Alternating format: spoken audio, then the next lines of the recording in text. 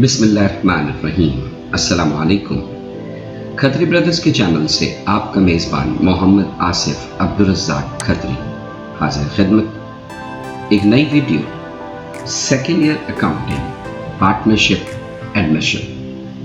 Partnership admission का मतलब होगा कि शराकतदारी में एक नया पार्टनर दीगर शुरका की रजामंदी के साथ, जिसे हम अंग्रेजी में कहेंगे with the consent of other partners, दीगर पार्टनर्स की रजामंदी के साथ एक पार्टनर कारोबार में दाखिल होता है। पार्टनरशिप में एक नए शख्स का दाखिला दो तरह से हो सकता है। नंबर 1, एक इंडिविजुअल इन्वेस्टमेंट वो करे, यानी cash, bank, merchandise, furniture, equipment, मुख्तलिफ किस्म के एसेट्स कारोबार में लेकर आए। और एक दूसरा तरीका ये होता है कि वो परचेज कर ले इंटरेस्ट या शेयर एग्जिस्टिंग पार्टनर्स, पहले से मौजूद पार्टनर्स के। याद रहे कि जब वो एग्जिस्टिंग पार्टनर्स के शेयर खरीदेगा तो वो पहले से मौजूद पार्टनर्स को उनका हिस्सा खरीदने के लिए, जो कि परसेंटेज में होगा या फ्रैक्शन के रेशियो की शक्ल में होगा, उसे खरीदने के लिए वो उनको कैश जो कुछ भी देगा वो उन पार्टनर्स की और नए आने वाले पार्टनर के दरमियान की डीलिंग है। बिजनेस में ना पैसा आया ना बिजनेस से कोई पैसा गया। बिजनेस में तो ओल्ड पार्टनर्स का कैपिटल डेबिट होकर कम हो जाएगा और इस नए आने वाले पार्टनर का कैपिटल क्रेडिट हो जाएगा। लिहाजा बिजनेस की जर्नल एंट्री में कैश का अमल दखल नहीं होता, या वो एक्सचेंज डीलिंग जो इनके दरमियान हुई पैसों की, अशिया की, वो इनकी आपस की डीलिंग, जिसे हम पार्टनरशिप के बिजनेस में रिकॉर्ड नहीं करते। आइए स्टार्ट करते हैं हमारे इंफॉर्मेशन सेगमेंट के बाद MCQ segment. MCQ number 1, introduction of a new partner due to, एक नए शरीक का दाखिला या तारुफ किस वजह से होता है। A, need to more capital, मजीद सरमाए की जरूरत होती है। B, obtaining of a skilled and reputable person, हासिल करना होता है एक माहिर और अच्छी शोहरत का हामिल शख्स।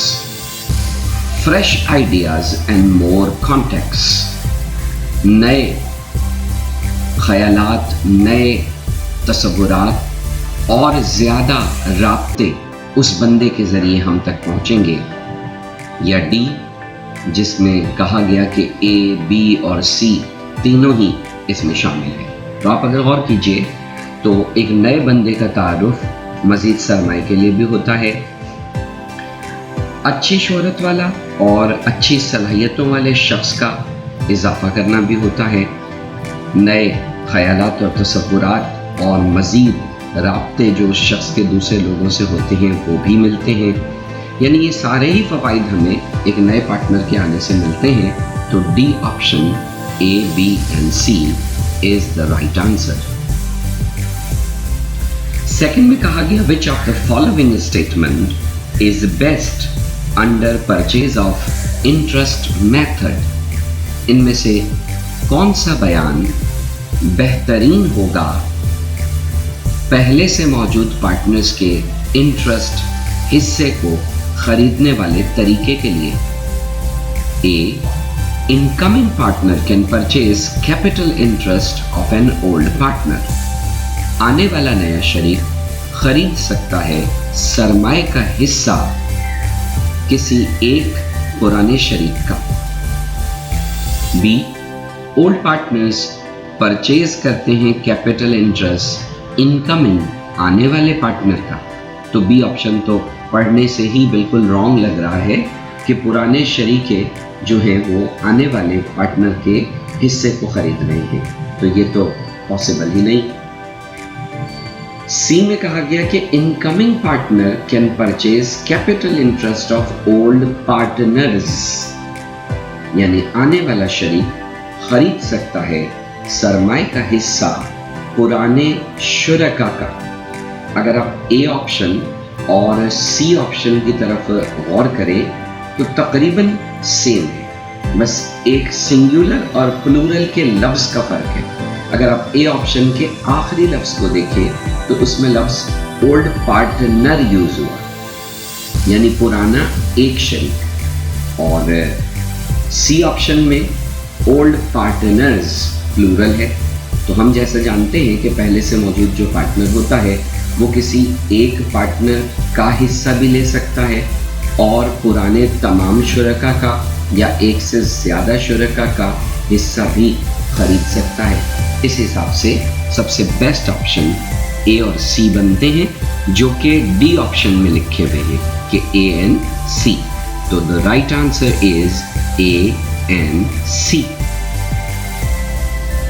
थर्ड एमसीक्यू में कहा गया, if new partner purchases capital interest of old partner, अगर एक नया शरीक खरीदता है सरमाए का हिस्सा पुराने शुरका के, तो क्या होता है? Asset decrease and partners equity increase.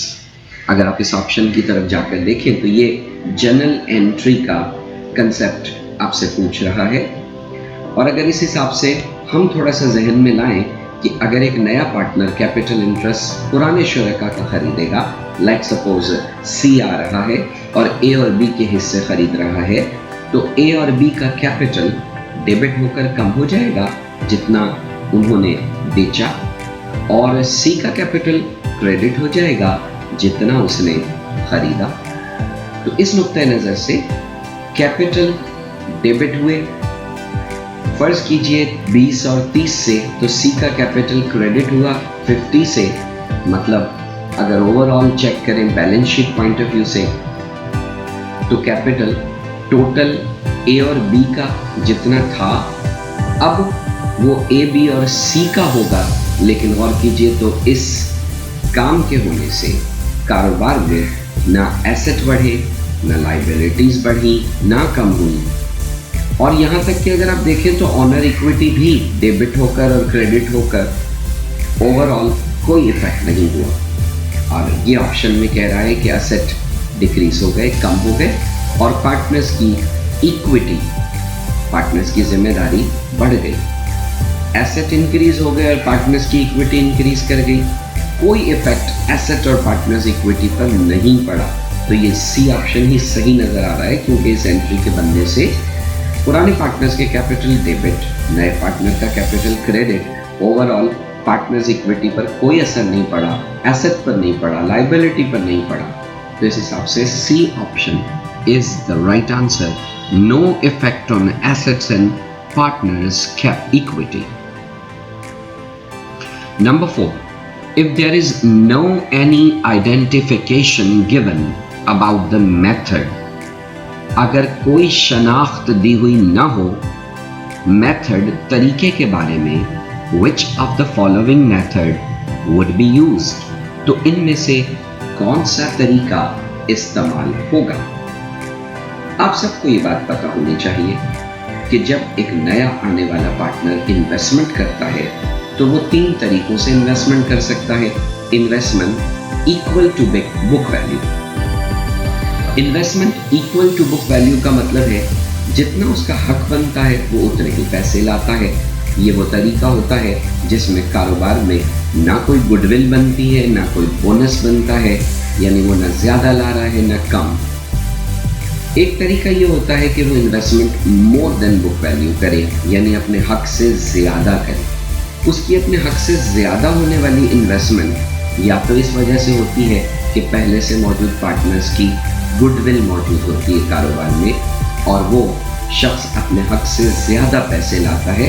यानी एक तरह से अगर उसकी गुडविल नहीं है तो वो गुडविल की अमाउंट जो उसके हिस्से की बनती है उतनी अमाउंट का ज़्यादा पैसा लेकर आता है कारोबार में। या फिर एक तरीका ये होता है कि वो ज़्यादा पैसे लाए और बकिया पार्टनर्स को बोनस दे। इसी तरह वो investment less than book value कर सकता है, जिसमें वो कम पैसे लाता है और उसका बकिया हिस्सा उसकी गुडविल के तौर पे रिकॉर्ड कर लिया जाता है। या फिर वो कम पैसे लाता है और बकिया पार्टनर्स अपना कैपिटल डेबिट करके उसके कैपिटल में इजाफा करते हैं, यानी ओल्ड पार्टनर्स उसे बोनस देते हैं। इसका मतलब है ये वो उमूमी मेथड्स होते हैं जिनके ज़रिए हम काम करते हैं, यानी इन्वेस्टमेंट मोर than book value, investment less than book value में गुडविल और बोनस दो काम हो सकते हैं। अब इसने हमसे कहा है कि अगर कोई शनाख्त दी हुई ना हो मेथड तरीके के बारे में, तो कौन से मेथड को आप इस्तेमाल करेंगे। अब हमने ये भी देखा क्वेश्चंस में कि जहाँ कहीं गुडविल होती थी या बोनस हुआ करता था, तो वो मखसूस किस्म की लैंग्वेजेस इस्तेमाल करता है। मसलन अगर goodwill more than book value method होता है तो वो लैंग्वेज यूज करता है कि new partner is credited with the entire और full amount of his investment. नया आने वाला शरीक सारी की सारी उसकी सरमायाकारी से उसका कैपिटल क्रेडिट किया जाएगा। या फिर वो कहता है कि x is credited with his amount of investment, तो ये goodwill more than book value method होता है। बोनस मेथड के लिए वो कहता है कि total capital is only increase by new partner investment. कुल सरमाया सिर्फ नए पार्टनर की इन्वेस्टमेंट से बढ़ेगा, यानी जितना पुरानों का था वो तो था ही, इसके अलावा पार्टनरशिप में अगर कैपिटल बढ़ेगा तो वो सिर्फ नए की इन्वेस्टमेंट से बढ़ेगा। ये बोनस मोर देन और लेस देन का कोई भी केस हो सकता है। और अगर वो गुडविल लेस देन से काम करवाना चाहता है तो वो हमें लैंग्वेज लिख कर दिया करता है कि the old partners do not agree to reduce their capital. The old partners' capital remains same. The old partners' capital is constant, stable, do not change. इस तरह की लैंग्वेज देता है, यानी वो ये कहना चाहता है कि पुराने शुरका का सरमाया तब्दील ना होगा, यानी वो अपना सरमाया तब्दील करके नए को बोनस नहीं देंगे, यानी नए के आने वाली कमी गुडविल से पूरी की जाएगी। तो ये लैंग्वेजेस हमें गिवन होते हैं और ये लैंग्वेजेस हमारी गाइडलाइन बनती हैं हमें किसी एक मेथड से वर्क करने के लिए। लेकिन अगर क्वेश्चन में एक शख्स अपने हक से ज़्यादा पैसे या कम पैसे ला रहा है और कोई मेथड मेंशन नहीं है, तो हम उस क्वेश्चन को बोनस मेथड से हल किया करते हैं। और यही दरअसल हमारे फोर्थ एमसीक्यू का आंसर है कि if there is no any identification given about the method, अगर कोई शनाख्त तरीके के बारे में नहीं बताई गई, तो इनमें से कौन से तरीके से आप काम करेंगे। परचेज ऑफ इंटरेस्ट मेथड से, गुडविल मेथड से, बोनस मेथड से या रीवैल्यूएशन मेथड से। तो जैसे मैंने कहा कि अगर कुछ बताया ना हो मेथड के बारे में तो आप उसे बोनस मेथड से हल करेंगे। याद रहे कि जो पार्टनरशिप रिटायरमेंट है, वहाँ भी अगर एक शख्स को अपने हक से रिटायर होते वक्त कम या ज़्यादा पैसा मिलता है और कोई बोनस या गुडविल किसी चीज़ के बारे में या रीवैल्यूएशन के बारे में कुछ बताया नहीं होता, तो फिर हम उस मेथड को बोनस मेथड से ही हल करते हैं। यानी कुछ ना बताया हो तो बोनस मेथड से हल करना है, चाहे वो पार्टनरशिप एडमिशन है या वो पार्टनरशिप रिटायरमेंट है। सो bonus method is the right answer. Number 5 में कहा गया गुडविल मीन्स। गुडविल का क्या मतलब होता है? गुडविल का उर्दू मतलब होता है कारोबार के अच्छा नाम, साख, शोहरत। और अब वो नीचे कह रहा है less than book value, more than book value, equal to the book value या समथिंग अदर देन अबव। तो हम देख रहे हैं कि इसमें गुडविल का तो कोई डेफिनेशन हमें दी ही नहीं गई गुडविल की। हमें तो मतलब कम बुक वैल्यू का होना, मोर देन बुक वैल्यू का होना, ऐसी डेफिनेशन दे रहा है। तो इसका मतलब है डी ऑप्शन सही नज़र आ रहा है कि समथिंग अदर देन अबव, जो ऊपर बताए गए उनके अलावा कोई चीज़ होती है जिसे हम गुडविल कहते हैं। तो D option is the right answer. 6 में कहा गया goodwill is classified as which type of account. Goodwill को शोबे और दर्जाबंदी के हिसाब से किस किस्म का अकाउंट कहते हैं? लायबिलिटी, रेवेन्यू, एसेट्स और एक्सपेंसेस। तो हमें पता होना चाहिए कि गुडविल इंटेंजिबल, ना नजर आने वाला, नॉन करंट यानी फिक्स एसेट है। तो goodwill is classified as C option, asset है। 7 में कहा गया which of the following account is classified as a fixed tangible asset, intangible asset। तो इनमें से कौन सा अकाउंट शोबे और दर्जाबंदी के हिसाब से फिक्स एसेट होता है, और फिक्स एसेट वो जो इंटेंजिबल है यानी ना नजर आने वाला फिक्स असासा। लैंड नजर आती है, गुडविल नहीं नजर आती, तो बी ऑप्शन ही सही लग रहा है। कंप्यूटर भी नजर आता है, व्हीकल गाड़ी भी नजर आती है। इट मींस ए, सी और डी नॉन करंट एसेट्स तो हैं लेकिन नजर आते हैं यानी टेंजिबल हैं, जबकि बी गुडविल इसमें इंटेंजिबल ना नजर आने वाला है।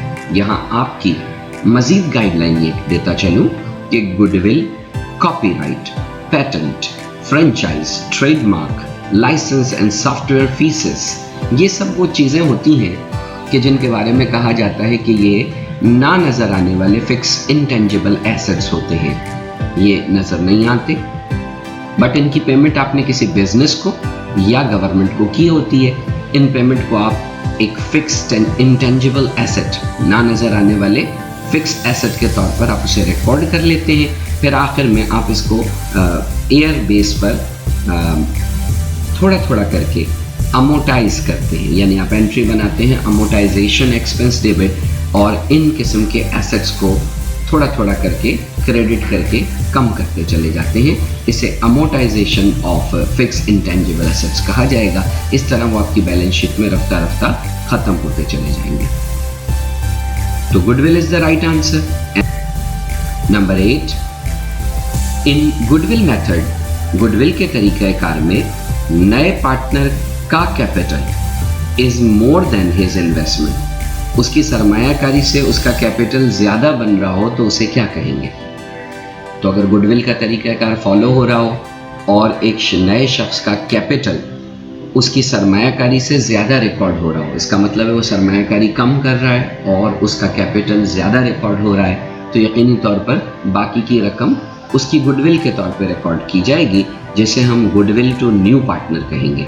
और ऑप्शन में गुडविल टू न्यू पार्टनर सबसे पहले ऑप्शन में गिवन है गुडविल टू न्यू पार्टनर। दोबारा सुन लीजिएगा कि जब एक नया पार्टनर उसे कैपिटल ज़्यादा मिलेगा, यानी उसका कैपिटल ज़्यादा क्रेडिट करके रिकॉर्ड किया जाएगा। जैसे कैपिटल फर्ज करें उसका ₹1,00,000 से हम रिकॉर्ड करते हैं और उसकी इन्वेस्टमेंट जो है वो 70,000 थी, तो 30,000 रुपीज़ से हमने डेबिट किया उसकी गुडविल, तो ये गुडविल दरअसल नए को मिल रही है, तो ये गुडविल टू न्यू पार्टनर कहलाएगी।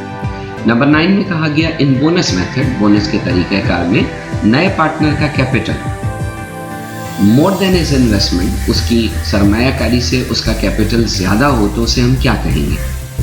तो वंस अगेन नया पार्टनर का कैपिटल जो है वो ज़्यादा रिकॉर्ड किया जाता है उसकी सरमायाकारी से, मतलब उसकी सरमायाकारी कम है और उसका कैपिटल ज़्यादा रिकॉर्ड हो रहा है, तो यकीनी तौर पर ओल्ड पार्टनर्स का कैपिटल डेबिट होकर कम होगा, और ये दरअसल ओल्ड पार्टनर नए को बोनस दे रहे हैं, जिसे हम, ए ऑप्शन सही है, bonus to new partner, bonus नए पार्टनर का कहेंगे। नंबर 10 में कहा गया बोनस मेथड में नए पार्टनर का कैपिटल अगर लेस देन हो उसकी इन्वेस्टमेंट से, यानी वो सरमायाकारी एक तरह से ज़्यादा कर रहा है और उसका कैपिटल जो है वो कम रकम से रिकॉर्ड हो रहा है, तो इसका मतलब उसकी लगाई हुई सरमायाकारी कैपिटल बढ़ाने का बाइस बनेगी ओल्ड पार्टनर्स का, जिसे कहा जा सकता है कि नया दे रहा है बोनस ओल्ड पार्टनर्स को, तो ये बोनस टू ओल्ड पार्टनर्स कहलाएगा। नीचे ऑप्शन में bonus to new, bonus to old, no bonus और नन ऑफ द अबव, तो उसमें बी ऑप्शन सही है कि बोनस ओल्ड पार्टनर्स को दिया जाएगा ज़्यादा सरमायाकारी करके नए पार्टनर की जानिब से। 11th में कहा गया अंडर गुडविल मेथड, गुडविल के तरीक़ाकार में मिस्टर अदनान एक नए पार्टनर के तौर पर इन्वेस्टमेंट करते हैं कैश की 1,50,000 बिजनेस में और कैपिटल हासिल करते हैं 1,80,000। तो आप ये बात देख रहे हैं कि वो बंदा पैसे ला रहा है 150, उसको कैपिटल में हिस्सा मिल रहा है 180, 30,000 उसे अपने हक से ज़्यादा मिल रहा है और गुडविल मेथड है, तो इसका मतलब है ये गुडविल नए को मिल रही है और हम उसे गुडविल टू न्यू पार्टनर कहेंगे, लेकिन हमारे पास ऑप्शन 2 हैं, ए और सी। ए में कह रहा है गुडविल टू न्यू पार्टनर, लेकिन रकम है 130, और सी में है गुडविल टू न्यू पार्टनर और रकम है 30। तो हमें 150 और 180 में फर्क नजर आ रहा है 30 का, मीन्स सी ऑप्शन सही है, goodwill to new partner 30,000 rupees. Number 12 में कहा गया अंडर बोनस मेथड, बोनस के तरीकेकार में मिस्टर नासिर एक नए पार्टनर के तौर पर इन्वेस्ट करते हैं कैश 1,50,000 बिजनेस में और गेट करते हैं, हासिल करते हैं कैपिटल 1,90,000 रुपीज का पार्टनरशिप में।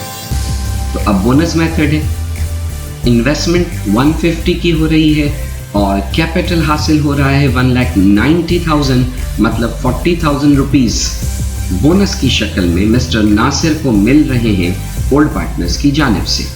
तो ये दरअसल बोनस नए पार्टनर का होगा और 40,000 रुपीज से होगा।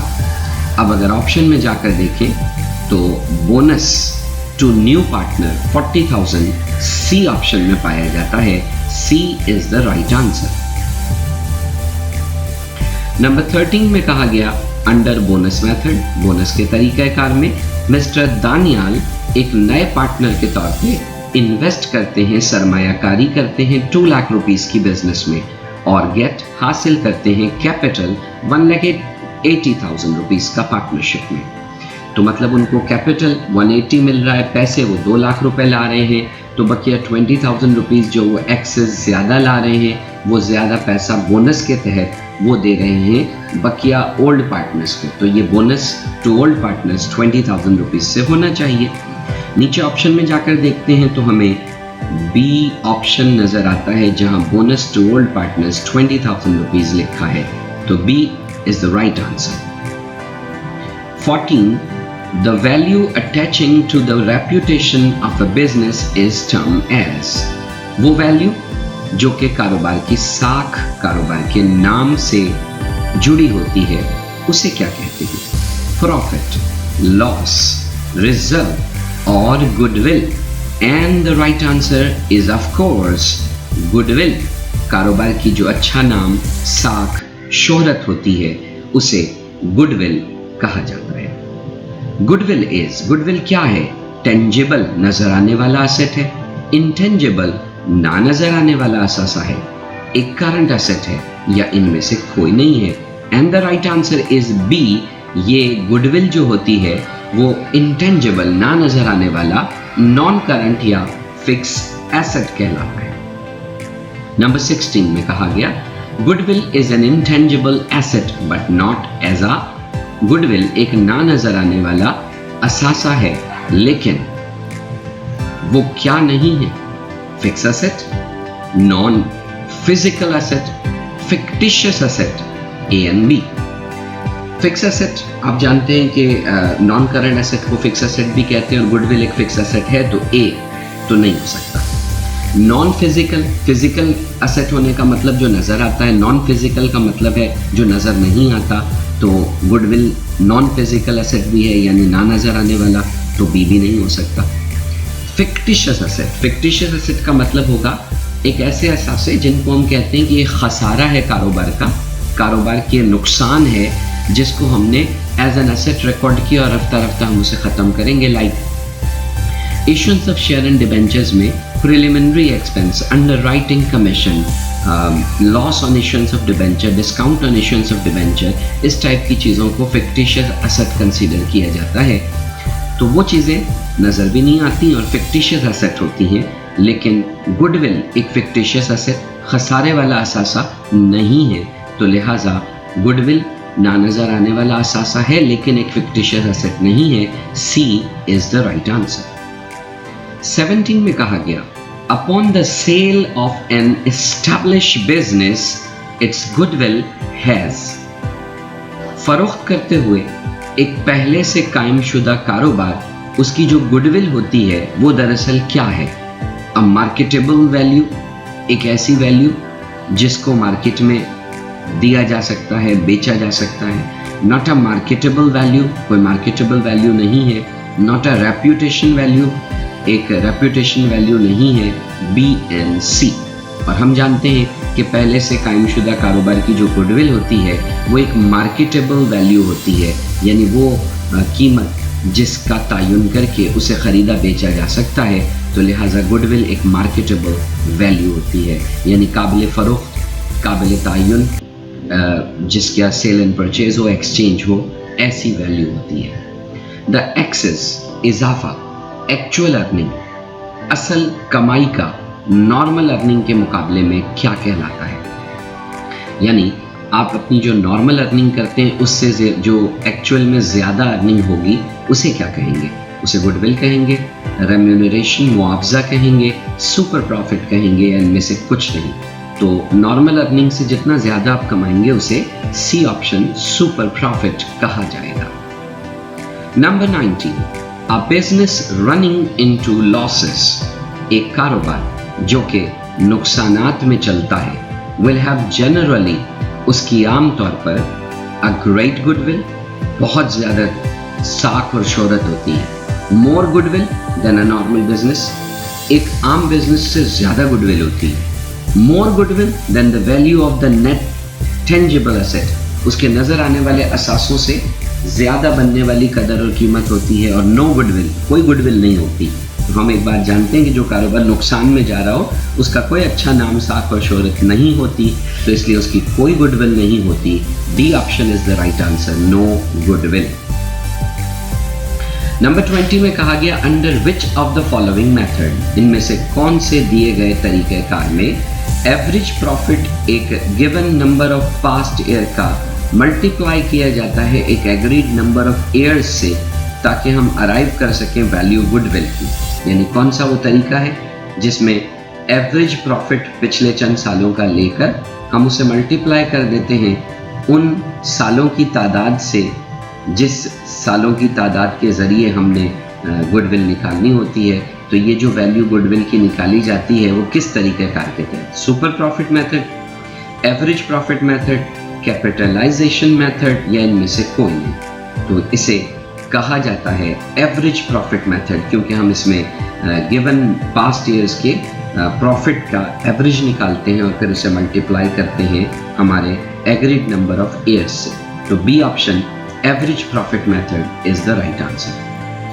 अब कहा गया कि अगर प्रॉफिट अर्न किया जाता है पिछले 3 सालों में 10,000, 12,000 एंड 11,000, तो वैल्यू गुडविल की एवरेज प्रॉफिट मेथड के तहत 2 year purchase of average profit के तहत पिछले 3 सालों का क्या होगा?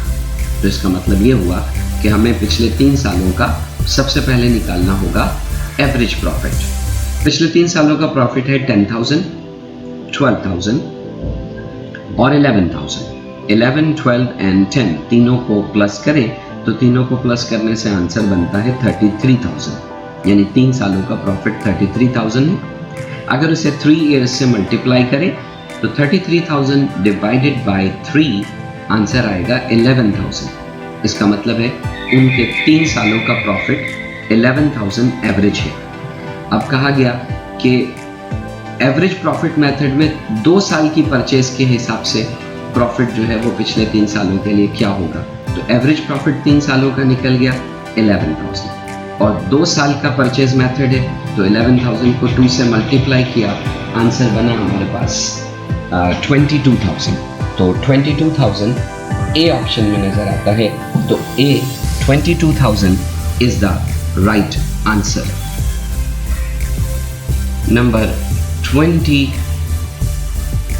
एमसीक्यू है under capitalization method of goodwill, सरमाया जाती तरीक़ाकार जो गुडविल अच्छे नाम, साख और शोहरत का होता है, उसमें नेट एसेट कारोबार के डिडक्ट निकाल दिए जाते हैं बिजनेस की वैल्यू से। तो इससे हमें उस कारोबार की क्या निकलती है? तो याद रखिएगा कि कैपिटलाइजेशन मेथड होता ही गुडविल के लिए है, और जिसमें हम बिजनेस की एक वैल्यू लगाते हैं और उसमें से माइनस करते हैं उसके नेट एसेट। तो जो इजाफी पैसा जनरेट किया गया होता है वो दरअसल गुडविल का न होता है, लिहाजा राइट ऑप्शन होगा C, goodwill. Under capitalization method of a valuation of goodwill, जो गुडविल होगी वो कैसे निकलेगी? Whole value of business minus net assets of the firm, net assets of the firm plus whole value of business, whole value of business minus net profit multiply net assets minus whole value of the business. तो अभी हमने जो पीछे MCQ पढ़ा उसी के हिसाब से होल वैल्यू बिजनेस की लेकर उसमें से माइनस नेट एसेट्स कारोबार के फर्म के कर दिए जाएंगे। तो A option is the right answer. 24 में कहा गया under the capitalisation method of valuation of goodwill, capital method goodwill की वैल्यूएशन करने का अगर वैल्यू होल बिजनेस का 6 लाख रुपीस है और नेट एसेट कारोबार के 320 है तो गुडविल क्या होगी? तो होल बिजनेस है जी 6 लाख रुपए का, उसमें से नेट एसेट्स 320 के माइनस किए, 6 लाख में से 320 माइनस करेंगे तो 2,80,000 रुपीस जो है वो गुडविल आएगा। ए ऑप्शन गुडविल का 280 is the right answer. Old profit sharing ratio में से अगर न्यू प्रॉफिट शेयरिंग रेशियो को माइनस किया जाए तो ये किसके बराबर होगा? एक देखें जी क्या होता है, ओल्ड पार्टनर्स का शेयरिंग रेशियो होता है। जब नया बंदा आता है तो उसके अंदर कारोबार के आने से उसके शेयरिंग रेशियो से दीगर के शेयरिंग रेशियो ही चेंज होंगे। तो कहा जाता है कि ओल्ड पार्टनर शेयरिंग रेशियो में से अगर न्यू पार्टनर शेयरिंग का रेशियो माइनस कर दिया जाए तो वो किसके बराबर होता है? Sacrificing ratio, ratio of gain, capital ratio या इनमें से कोई नहीं। तो उसे कहा जाएगा रेशियो ऑफ गेन। क्या रेशियो हासिल किया? ए और बी शेयर करते हैं प्रॉफिट और लॉस 2 और 1 के रेशियो में। सी का दाखला होता है 1/3 शेयर ऑफ प्रॉफिट के लिए। तो नया प्रॉफिट शेयरिंग ए और बी के दरमियान क्या होगा? आप एक इंपॉर्टेंट बात समझिएगा कि वो ये नहीं कह रहा कि ए बी और सी के दरमियान अब रेशियो क्या होगा। वो हमसे अब भी पूछ रहा है कि ए और बी का शेयरिंग रेशियो पहले भी 2:1 था और अब पूछ रहा है कि अब भी उनके दरमियान रेशियो ए और बी के दरमियान क्या होगा। तो ए और बी के दरमियान तो रेशियो वही मौजूद होगा यानी 2 और 1। तो D option is the right answer, 2 और 1, क्योंकि अब भी ऐसा ही होगा कि तीसरे के आने से शेयरिंग रेशियो ज़रूर चेंज होगा, लेकिन अब भी ऐसा ज़रूर होगा कि ए को 2 टाइम्स मिल रहा होगा और बी को उसके मुकाबले में 1 टाइम मिल रहा होगा। In case the newly admitted partner, एक नए दाखिल हुए पार्टनर की सूरत हाल में अगर वो पे करता है कैश अपने शेयर ऑफ गुडविल के तौर पर, तो गुडविल क्रेडिट किया जाएगा ओल्ड पार्टनर्स में किस हिसाब से? ओल्ड शेयरिंग रेशियो में, न्यूली शेयरिंग रेशियो में, सैक्रिफाइसिंग रेशियो में या इक्वल शेयरिंग रेशियो में? तो याद रखिएगा कि जब एक पार्टनर ज़्यादा पैसा लाता है यानी उसकी अपनी कोई गुडविल नहीं है तो वो गुडविल की जगह पर पैसे लेकर आ रहा है, तो ऐसी सूरत हाल में गुडविल ओल्ड पार्टनर्स को दी जाती है और ओल्ड पार्टनर्स को वो गुडविल उनके प्रॉफिट शेयरिंग रेशियो में दी जाती है, वो प्रॉफिट शेयरिंग जो कि पहले से पाया जाता था, यानी ए option old sharing ratio. Number 28, When goodwill account is raised, जब गुडविल अकाउंट को बढ़ाया जाता है एडमिशन के वक्त एक पार्टनर के, तो जो अमाउंट क्रेडिट की जाएगी ओल्ड पार्टनर्स में वो किस में होगी? Old profit sharing ratio, new profit sharing, sacrificing या इक्वल शेयरिंग रेशियो? तो यकीनी तौर पर उनको ओल्ड प्रॉफिट शेयरिंग रेशियो में दी जाएगी। एक पार्टनर को एडमिट दाखिल किया जाता है पार्टनरशिप के कारोबार में एक्वायर्स हासिल करने के लिए 2 राइट्स, 2 हुकूक, दैट इज जो कि होते हैं the right to share in the assets of the partnership, कि उसका हक होता है कि वो पार्टनरशिप के एसेट्स में अपना हिस्सा हासिल कर सके, और दूसरा राइट होता है द राइट टू शेयर, कि वो राइट हासिल करता है शेयर करने में क्या चीज़? ड्राइंग ओल्ड पार्टनर्स की, प्रॉफिट बिजनेस का, interest capital of old partners का, या सैलरीज ओल्ड पार्टनर्स की? तो यकीनी तौर पर उसका एक हक तो ये होता है कि वो पार्टनरशिप के एसेट्स पर अपना हक हासिल कर लेता है, और दूसरा वो जो प्रॉफिट होता है बिजनेस का उसमें अपना हक हासिल करता है, तो in the profit of the business. कहा गया नेक्स्ट एमसीक्यू में कि एक नया पार्टनर एडमिट किया जा सकता है पार्टनरशिप में with the consent of all the old partners, with the consent of 2/3 of the old partners, with the consent of any one of the partner, with the consent of old partners. तो हम जानते हैं कि एक नया partner partnership में दाखिल होता है with the consent, रजामंदी के साथ, of all the old partners, तमाम पुराने शुरका की रजामंदी से. इसका मतलब है कि वो 2/3 पुराने पार्टनर्स या किसी एक पार्टनर की रजामंदी से नहीं आता, बल्कि वो तमाम ही पार्टनर्स की रजामंदी के बाद ही कारोबार में एंटर हो सकेगा. तो with the consent of all the old partners. General reserve admission के वक्त एक नए पार्टनर के दाखिले के वक्त कहाँ ट्रांसफ़र करते हैं. तो इसका मतलब अगर एक नया पार्टनर कारोबार में आ रहा है और उस वक्त कारोबार में जनरल रिजर्व रखा हुआ है, हमें पता है कि जनरल रिजर्व कारोबार के प्रॉफिट, पास्ट प्रॉफिट में से बनाया हुआ होता है. चूँकि इसका ताल्लुक कारोबार के पास्ट प्रॉफिट से है, तो पास्ट प्रॉफिट का हकदार भी ओल्ड पार्टनर्स है, न्यू पार्टनर नहीं है. तो इसलिए उस वक्त उस जनरल रिजर्व को एडमिशन के वक्त एक नए पार्टनर के ट्रांसफ़र करेंगे प्रॉफिट एंड लॉस एडजस्टमेंट में, जनरल रिजर्व में, ओल्ड पार्टनर्स के कैपिटल अकाउंट में या इनमें से किसी में नहीं. तो चूँकि जनरल रिजर्व कारोबार के पास प्रॉफिट से बिलोंग करता है और पास प्रॉफिट का हक ओल्ड पार्टनर्स को है, लिहाजा जनरल रिजर्व को ट्रांसफ़र कर देंगे एडमिशन के वक्त ओल्ड पार्टनर्स के कैपिटल अकाउंट में. नंबर 34 में कहा गया for any decrease in the value of a liability, अगर कोई कमी हो जाए लाइबिलिटी के अकाउंट में, तो जो रीवैल्यूएशन अकाउंट है उसे क्या किया जाएगा. तो जब भी कोई कमी लाइबिलिटी के अकाउंट में होगी तो लाइबिलिटी आती है तो क्रेडिट, कम करना है तो डेबिट. लाइबिलिटी कमी होकर डेबिट हो जाएगी और रीवैल्यूएशन को क्रेडिट किया जाएगा. और ये यही पूछ रहा है कि रीवैल्यूएशन अकाउंट को क्या किया जाएगा. तो रीवैल्यूएशन अकाउंट को यकीनी तौर पर क्रेडिट किया जाएगा. B option is the right answer. Revaluation account को क्रेडिट कर देंगे. 35 में कहा गया एक्यूमुलेटेड लॉसेस, मजमुआती नुकसानात ट्रांसफ़र कर दिए जाते हैं कैपिटल अकाउंट में पार्टनर के एडमिशन के वक्त. तो जो मजमुआती नुकसानात हैं उसे हम ट्रांसफ़र करेंगे कैपिटल अकाउंट में पार्टनर के एडमिशन के वक्त कैपिटल रेशो में, प्रॉफिट शेयरिंग रेशो में, इक्वल रेशो में या ए और बी दोनों ही. तो जितने भी नुकसानात होंगे पार्टनर्स के, वो एडमिशन के वक्त उनके कैपिटल या प्रॉफिट शेयरिंग रेशो में तकसीम किए जाते हैं. अगर प्रॉफिट शेयरिंग रेशो गिवन है तो यकीनी तौर पर प्रॉफिट शेयरिंग रेशो ही में उनको एक्यूमुलेटेड लॉसेस, मजमुआती नुकसानात को ट्रांसफ़र कर दिया जाएगा.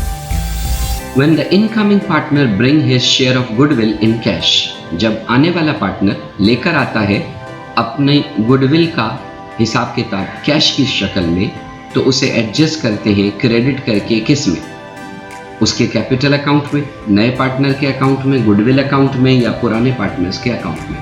तो यकीनी तौर पर वो जो ज़्यादा पैसे लाया होता है वो उसके कैपिटल अकाउंट में ही ट्रांसफ़र किए जाते हैं. तो हिज या her capital account is the right answer.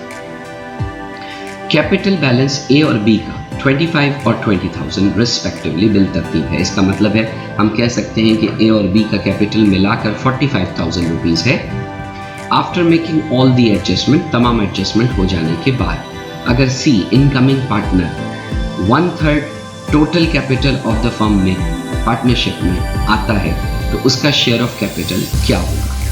हमारे सूरत हाल में हम देख सकते हैं कि ओल्ड पार्टनर्स का कैपिटल हमें मेंशन है, नए का मेंशन नहीं है. उसका शेयरिंग रेशियो पता है 1/3. तो अगर हम ओल्ड पार्टनर्स के ज़रिए टोटल कैपिटल निकालने जाएं तो इस तरह से हमारे पास नए बंदे का कैपिटल आता है 22,500. कैसे 22,500 के लिए यूँ देखिए कि ए और बी का कैपिटल 25,000 एंड 20,000 है, यानी मिलाकर ए और बी का कैपिटल, ओल्ड पार्टनर्स का कैपिटल 45,000 है. पूरी पार्टनरशिप 100% यानी 1 है. 1 में से नया ले रहा है 1/3. तो 1 में से अगर हम माइनस कर दें 1/3, तो बाकी का जो 2/3 हिस्सा है वो दरअसल 45,000 का कैपिटल रखने वाले ओल्ड पार्टनर्स का है. मतलब ओल्ड पार्टनर्स का कैपिटल 45,000 है और उनका हिस्सा 2/3 है.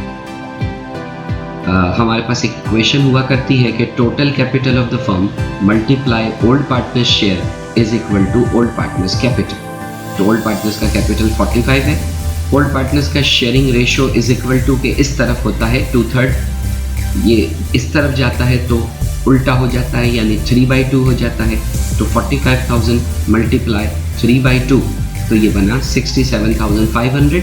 इसे हम कहेंगे total capital of the firm.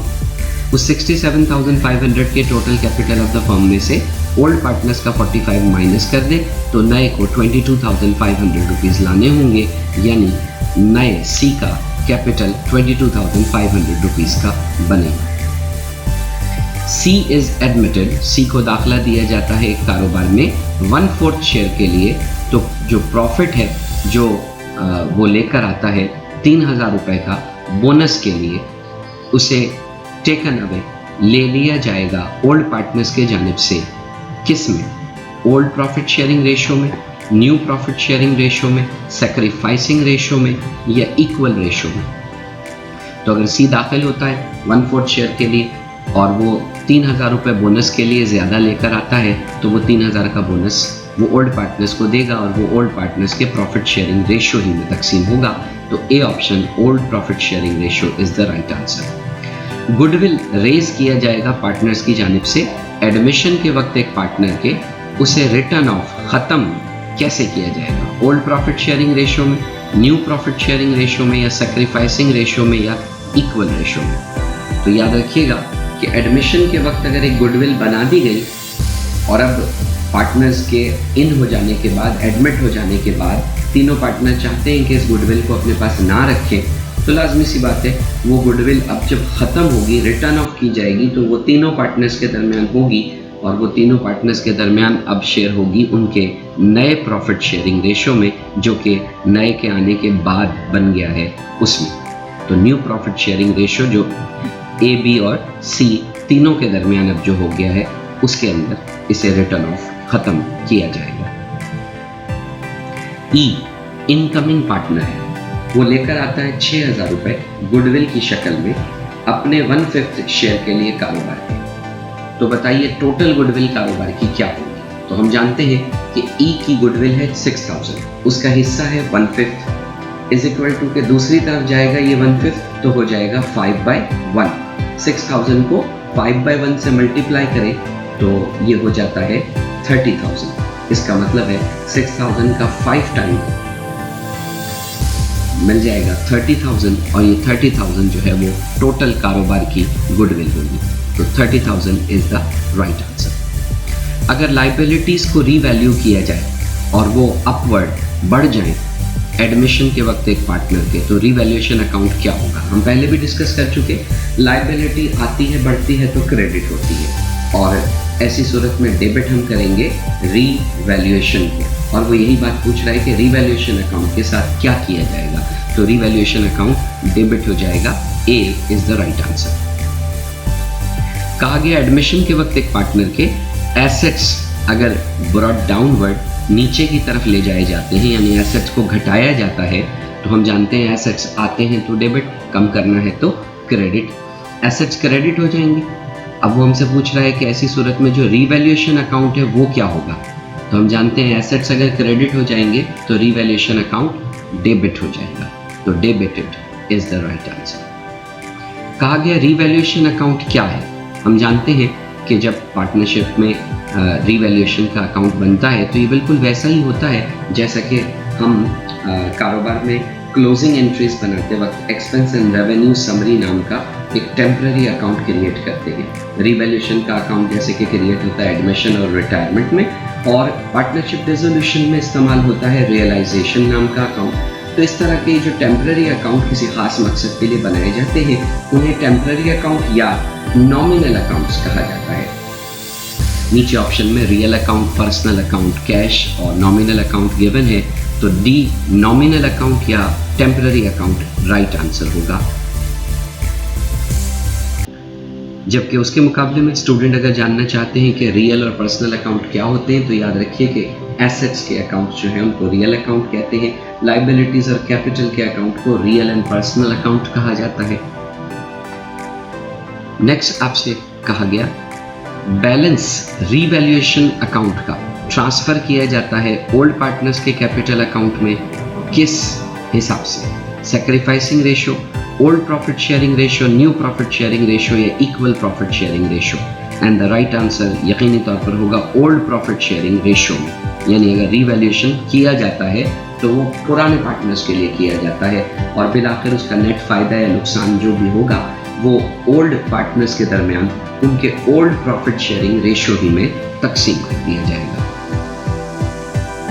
ये हमारे पास पार्टनरशिप एडमिशन के एमसीक्यूज थे।